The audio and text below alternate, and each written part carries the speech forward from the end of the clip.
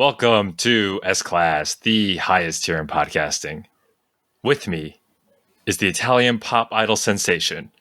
It's Ruby Roberto. Ruby? I don't want to be Ruby. I want to be the front. I'm the center of this pop team idol group. We need a third person to create a center.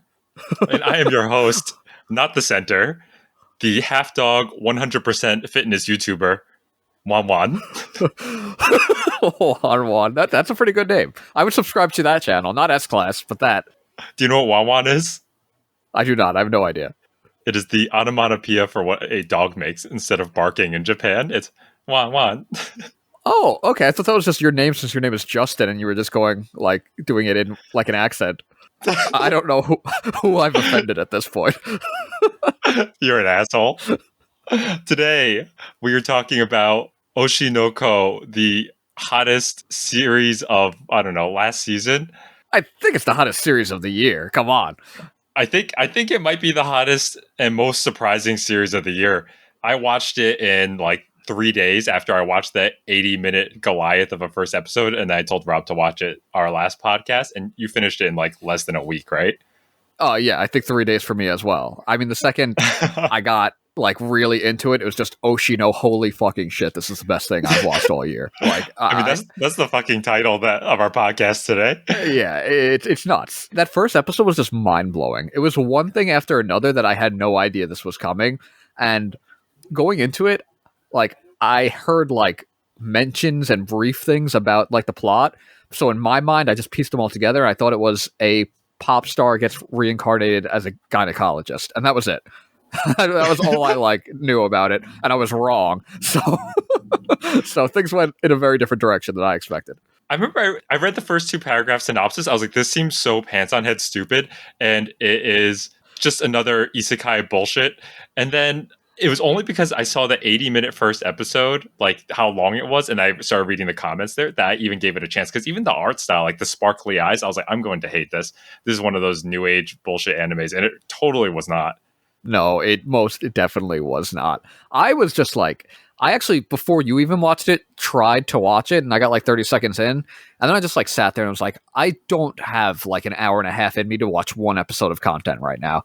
But after I heard your hype for it, I was like, okay, I got to do this. And it didn't even feel like an hour and a half. It just sped by. How were you feeling after the first episode or by the end of it?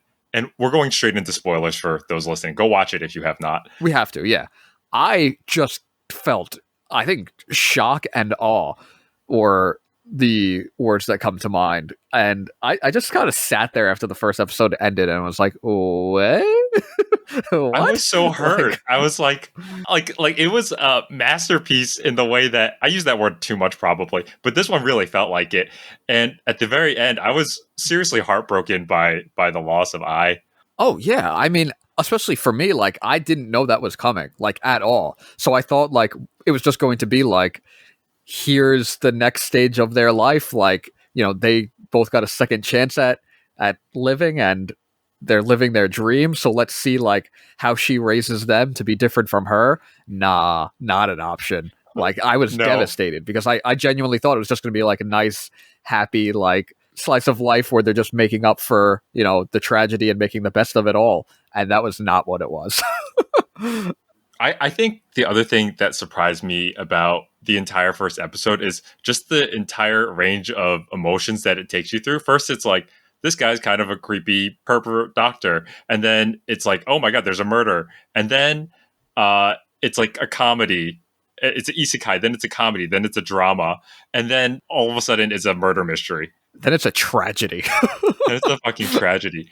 And I just remember the thought I was going to have was, last podcast we were talking, you're like, yeah, and then the idol dies, right? And I was like, no, the doctor dies. And then I was trying to backtrack to make sure you didn't know the spoiler before you got into it. But what I thought was that the idol dies and becomes the gynecologist. So I was way off. So the idol did die, but by then I was like, oh, okay, so it's not that the idol died, it's that the gynecologist died and becomes the idol's child. But then the idol does die. Totally different path than you were expecting at all. Yeah. Oh, yeah.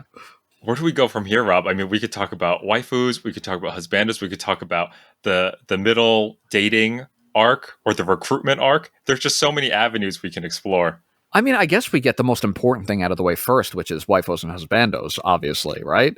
I mean, that takes precedence. You can't have a conversation without getting that out of the way. Get our feelings out there so that when we're fighting, it's just not like seeping into everything else.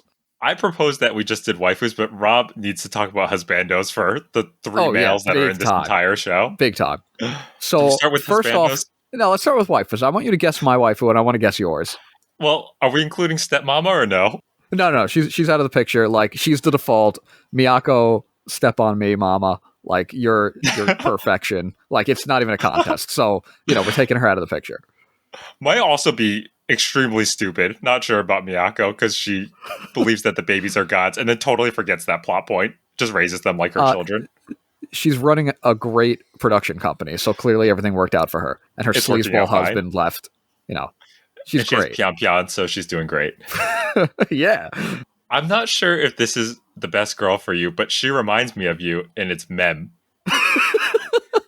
Mem is a Christmas cake. What are we going to do with Mem? What does that even mean? What does Mem as a Christmas cake mean? So in Japan, Christmas cake is a term that for women, if they're over the age of 25, they're useless. So if they call a girl a Christmas cake, like Christmas after the 25th, you don't want Christmas cake. So, she's ancient.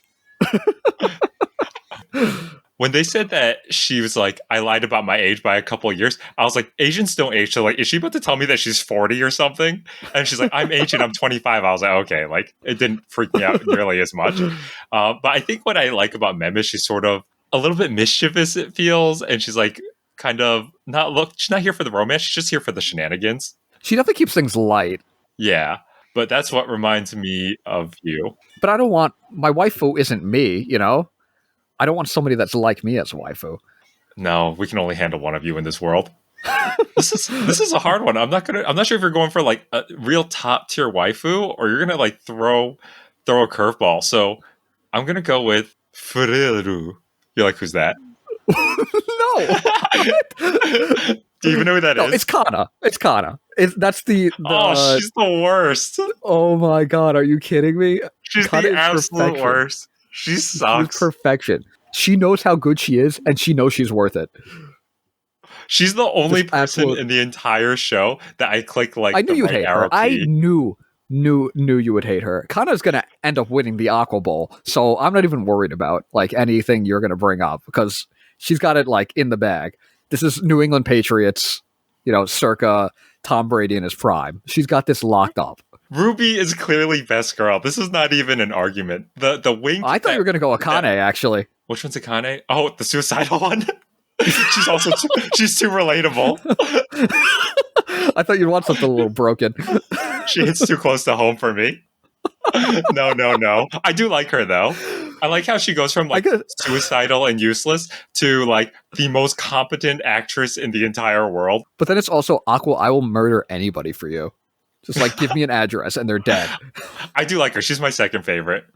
I like how she becomes Batman after like the first scene. Like after the first whole like 4 episodes of her having a mental breakdown, she's secretly like a private eye detective and also an actress. Yeah, that she really had a storyline ham-fisted in there that I was not expecting. Like that was, that's what I really like about this. No, just like everything. The fact that she even had a story, like that's the beauty of Oshi no Ko is that like I don't really know when a character is going to become relevant, and then they're so organically made a part of the plot. Yes, yeah.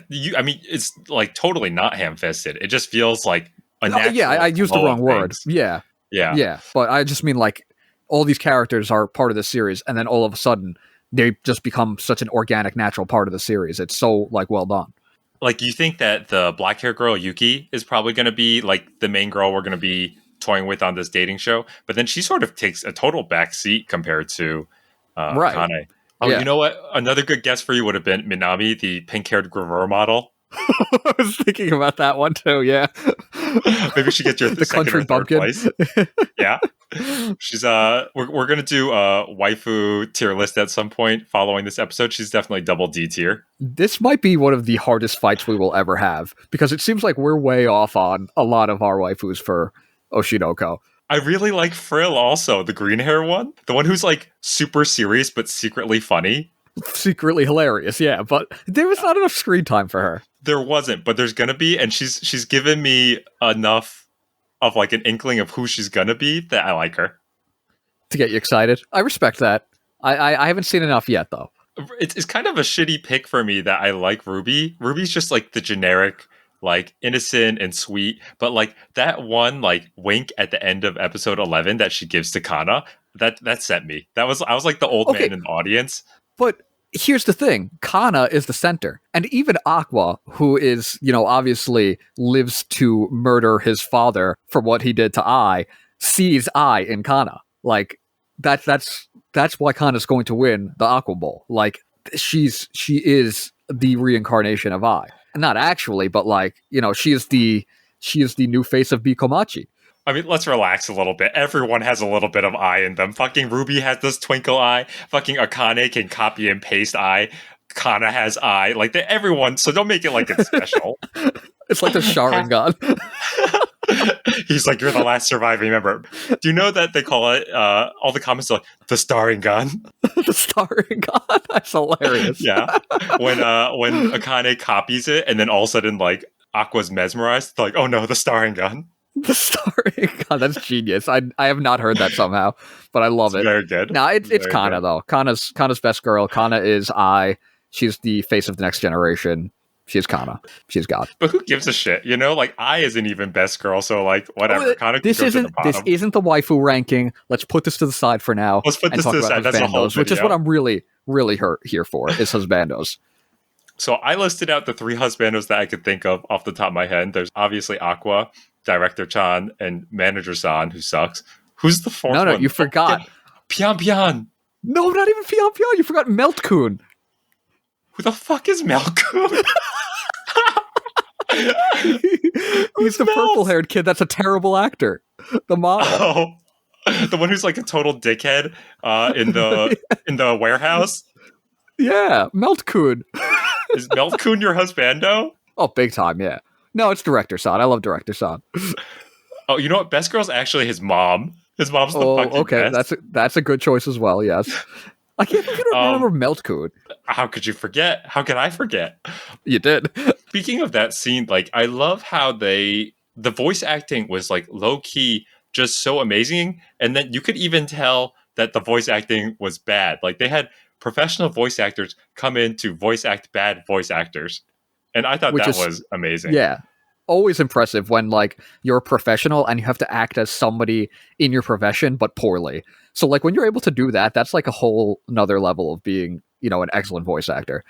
So that's why Meltkun is husbando tier. He earned it. No, the voice actor of Meltkun might be husbando tier, but Meltkun sucks. Yeah, no, Meltkun sucks. I'm just playing around. I do love Director San, though. I love how he calls Aqua precious. It's just funny and cute. He doesn't call him precious. He calls him precocious. I kept reading it as precious.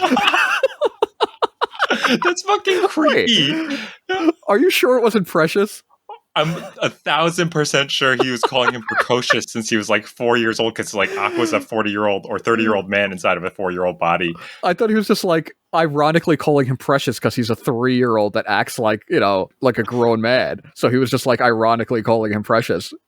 For the same exact reasons, he's calling him precocious. So I guess we're both right. Either way, it's hilarious. Yes. We had such high hopes for Director Kun. I like Chan for Director Chan. Director Chan. We had such high hopes for him because he created that movie, and then like Aqua does such a good job, and then like 10-year time skip, and he's like living in his mom's basement. And that's also another thing. I keep like having squirrel brain jumping around because it's also so hilarious, even though it's a murder mystery. Like every time he's trying to give Aqua an inspirational speech, his mom interrupts him and is like, come eat dinner, shut the fuck up, come outside. Why are you still living with me? The whole thing was hilarious. It just breaks up typical cliches, and it's so self-aware. It's Oshi no Ko is also sort of really good at like transitioning from serious to funny to mysterious without it seeming like out of place. Like everything about it flows so nicely. Like in the same episode, you have a girl about to, jump off a bridge, but also just like moments where you're cracking up like that. And it doesn't feel like it's out of place. It just so masterfully combines all these different emotions and genres. It really just like blew my mind in that regard too. Yeah, I don't know how it does it because like usually we've seen enough anime that we can sort of see the trope coming, but I guess because it's just so well written and well directed, it just naturally flows from these really low lows of like sadness to like hilarious to yeah. How can you have back to back episodes of a girl about to commit suicide and the next episode's like a Pion idol Pion. girl Pion and an idol group recruitment arc all in the Yeah. same 2 episodes next to each other. I mean, like, think about what you just said. Yeah, you have a guy that wears a duck head for a living, and then you have this girl jumping off a bridge, and this is the same series, and they both fit in so normally and organically. Like, that's insane. Yeah, I don't know what much else we could say besides how much we love this, but also at the same time, we dove straight in, and anyone who's listened to this without watching this is like, what the fuck are they talking about? Honestly, even if you've watched it, it's still it's still everywhere, but it still makes sense. Like, it's everywhere and all over the place, but it still feels cohesive. I don't know how it does it. Like, I'd really need to spend some time and just like deep dive analyze, like, how the hell does it make this work? Okay, we've been gushing though, and I think we've gushed more than enough. Let's talk about the things that maybe were a little iffy on, or things that were kind of second guessing or questioning, if you have any, because I do actually. Yeah, you mentioned that to me the other day, and I was like, besides the first like 20, 30 minutes where Doctor sounds kind of creepy, which isn't even that big of a deal to me, I didn't have any issues. My big issue is with Aqua, and there feels like there's too big of a disconnect between Aqua the kid and Aqua the doctor. And I know he acts, older, and he has mannerisms, and everybody thinks, oh, you talk like an old man, you sound so old. But it doesn't feel like anything from Aqua's life as another person, other than like his education and mannerisms, actually come into play. Obviously he's obsessed with I, but that was as a result of, what's her name's death. And I get that that's a defining part of who he was as a doctor, but it just doesn't feel, it feels like they're two different characters. Whereas with Ruby, it makes more sense to me. Yeah, I think they acknowledge this as well, where he's like, my mind has finally caught up to this body. Like, he sort of had to like restart and he kind of became a new person. Yeah, I get that, but it feels like he's, I don't want to say too depressed, but it feels like he's the one that I would expect to be a little stronger based on everything that he's already gone through. And it just feels like he's so disconnected from everyone in his life that cares about him that it feels like, you had a traumatic experience where this, young girl that you cared about died in the hospital alone, and you were the only one there for her. And, obviously we don't know whether he knows Ruby is her or not, but he's still kind of like, it keeps everyone at that distance. And it just, I guess, kind of feels like to me that there shouldn't be as much of that. There should be some like heart to him.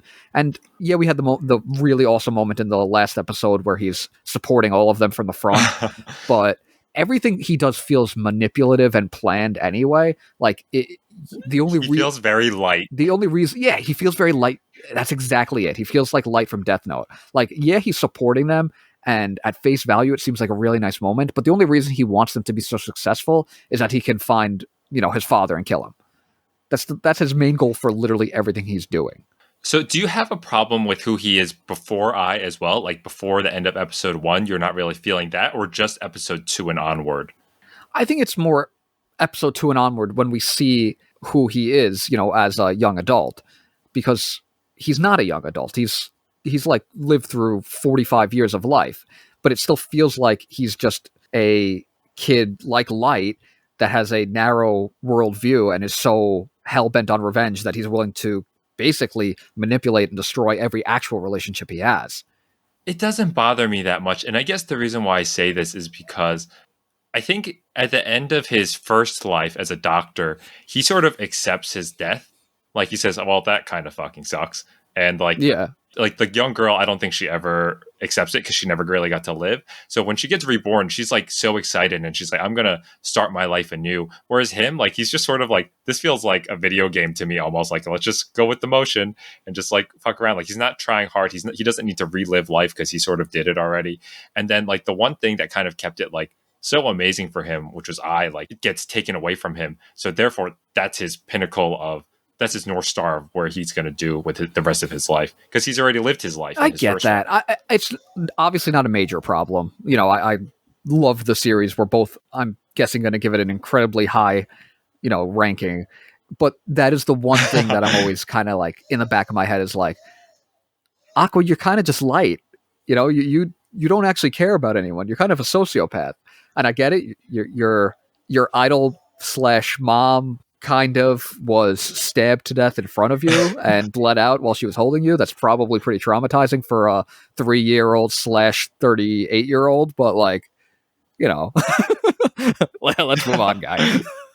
I could see it both ways, and I totally agree with you. He is a totally different character, but for me, it No, didn't feel that's completely unnatural. fair. It's just, I guess it's because Ruby seems like everything about her first life into her second life makes sense to me, that it just makes me feel a little more questioning of Yeah. Aqua. And that might be by design. I mean, the mystery is the leading, you know, factor of this series.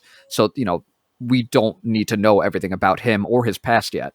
So, you know, that's early on. This is just season 1. So, you know, it's a very small remark. Do you have any other, not gripes, but like nitpicks that you'd like to bring up? Because I'm trying to think of it. And besides Kana's monologuing about how depressed and unloved she is, I don't Shut have up. any issues. She fucking sucks. No, I would say like if my only problem with the series, other than the Aqua thing, is that I want more of other characters. Like I'd love more Director Chan. I'd love more Miyako. I'd love more Pion Pion. That's a compliment. It just means like I want to see more of all these characters, but you only have so much space and time for all of them. So that's not even a complaint. Just cut out some of Kana-san and throw a little bit more frill in Okay. there, and Okay. we're in great shape. Or throw some put Alrighty. some Minami-san in there. Let's put some Gravure model Well, in there. okay. I'm not gonna complain about that. I guess moving forward, 2 questions. Number 1, are you going to move to the manga? Because I'm going to wait for the anime because it was just too good of a production for me to go Yeah, manga. this is an excellent anime. And as much as I want to start reading it, this was just way too spectacular of an anime. And I know, especially after the success of this first season, that it's going to, you know, be done well when it comes back out for the next season. So I'm going to wait as well, I think. I really hope so. I mean, like, you would think that, but like, if you think Well, about yeah, One you Punch have Man, One Punch Man and Attack on that's the first Titan. Those thing are series that have, yeah, you're right. So, you know, you can never tell. But yeah, I really hope that they continue with the same team. The second question I had for you was, what is more enticing for you? The actor route, the idol arc, or the mystery route? it's the mystery for me. I felt that the slower points for me, or the points where I was like, let's get back to it, were the idle parts, and then the Aqua actor parts went along with the mystery. So like I Yeah, kind of, you know, lumped that into one. But as far as season 1 went, the idle parts felt like the slower parts. Still good, I still great, love but the I idol I was parts. really I was more enticed by the mystery aspect, honestly. I don't know if it's like the I think in general I really did like the idol parts, like the lightness of like Mem and Ruby fighting over who's going to be center, and they both suck at karaoke. Yeah, that was hilarious. Them going on the The training arc with Pyong bell pepper Pyong, girl. Bell Pepper Girl, and then the cake to end it all with that performance. That might have been the most beautifully animated sequence I've seen in God knows how long. you Like, know, I've watched that you like know what's 6 funny, times. Justin? We One of our favorite anime from last year, and I think what might have been one of both of our favorite anime that we watched for the first time last year was your boy Kong Ming, and Yeah, its song, like the way it animated its music and songs, was atrocious and non-existent. It was a PowerPoint. So then, like after that being one of our favorite series last year, to go into Oshi no Ko this year, it's like insane how amazing this was. yeah. Like I think Kongming made it to number 3 last year on Anime of the Year with like a PowerPoint slide of animation. If this doesn't make it to number 3 or higher, it's gonna be like, wow, these are not being weighed the same. Yeah, I mean, what? Well, I can't see how this isn't like top 2. Honestly, I would be blown away if it doesn't make it top 2. And I Yeah. think it might surpass things that we might typically put even higher. But we'll Yeah, see at the I end of the year. tend to agree with you on that. But Robert, is it time? To rank it? Oh man, Is I'm a it little time to rank anxious, it? honestly. I mean, I think it can't be. Well, I guess the question is, does it get the S? I think it's an S tier, honestly. I think Oshi no Ko is an S tier anime. Okay, it might just be our grading scales. I'm slapping Oshinoko with an A plus. Why? I feel like I have more qualms with it than anyone. Than you, I mean. I think for me, S is like for me A plus is 100, and Okay, it yeah. is like A plus is like a 97 to 100. Like you nailed everything. I have nothing bad to say about you. But is it a personal? Does it touch me personally in that way that's going to be special? And I don't think Oshinoko hits me personally. Like I have no complaints. I think it's pretty perfect as a series, but it doesn't. Something that hits S might be lower from an objective standpoint, but it's Okay. special to me in that way. I tend to agree with you. I think A plus is good then because like you said, there's not much about this that like touches a chord or like hits me in a certain spot or like I'll remember where I was when I watched it. Like with Gash Bell, of Yeah. course. Like, where I remember certain moments and where I was and like the feelings I felt. And obviously, Oshinoko is a substantially better produced anime than Konjiki no Gash Bell. But, Well, let's it's relax a little like you said. bit. It's about the feeling. You're right. A plus is perfect for it. It is about as perfect of an anime production as you can get from the opening theme to the end theme. Like everything is spectacular. Episode 1 and its hour and a half runtime to the final episode 11 with the most beautiful pop production I've ever seen. It was all great. This might ruin anime for me for the rest of the year, frankly. Yeah, I don't think there's anything else that's going to come out this year that I'm going to like actually want to watch. But I guess on that note, like the premise is so weird and original. Like that's another thing that I really love about this is that someone had the balls to think of this weird and random idea and just run with it and do it so well. Like I hope we continue to get more series like this rather than boy with a demon fights bad guys and then there's power levels and recycling of same idea. So I hope that I get surprised again at least one or two more times this year with something totally strange and out there. I don't think it's happening this year. I mean, I'll take one of those a year at this rate, honestly.